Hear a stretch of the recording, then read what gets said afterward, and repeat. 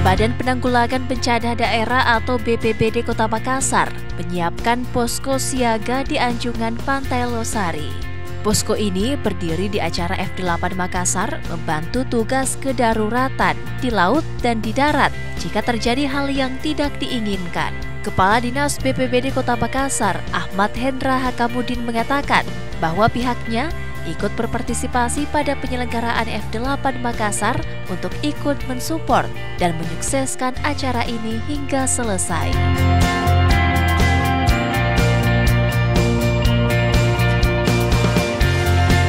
Keterlibatan BPBD dalam kegiatan F8 ini, kami diberi tanggung jawab untuk keamanan terhadap kegiatan di laut ataupun kegiatan-kegiatan yang berpotensi akan terjadi kondisi kedaruratan di laut. Personil yang kita libatkan dalam kegiatan ini full team, 100 personil yang terbagi dari tim rescue, tim medis, dan tim yang standby di setiap posko. Kita punya ada 3 pos di area F8 ini, di posko darat seperti yang terlihat, kemudian 2 posko medis di tempat penerjunan.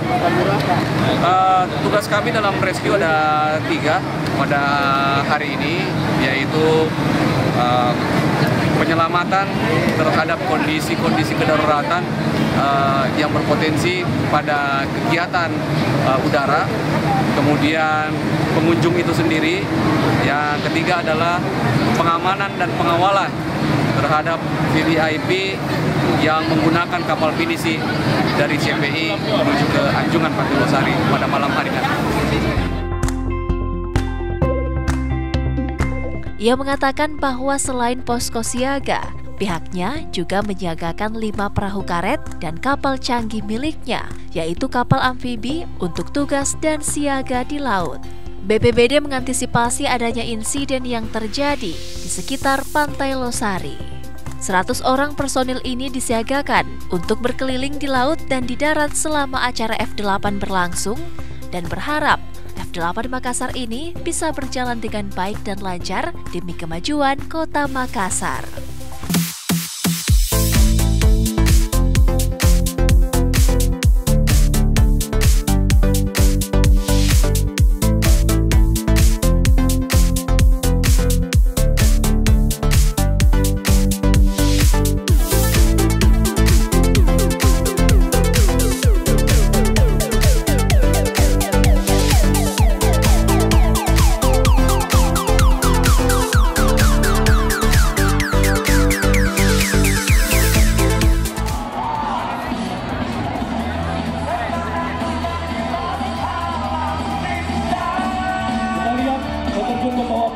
Festival F8 akan melaksanakan persiapan landing.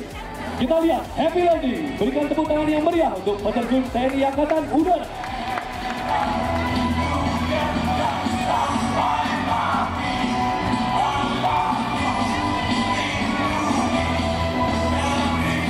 Warga Makassar dan tamu undangan sekalian, dalam rangka memeriahkan Festival F8 tahun 2022 di Kota Makassar, TNI Angkatan Udara mempersembahkan peterjun Mangala, dan untuk selanjutnya menyiapkan pendaratan dan penerjunan bagi pasukan kawal. Pesawat C-100 pesawat helikopter untuk penuntutan dan mengambil personel atau barang dengan menggunakan pesawat NAS 332 Super Puma.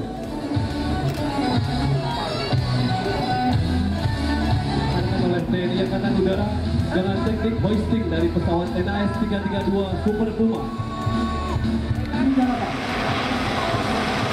Perlengkapan yang biasa digunakan pada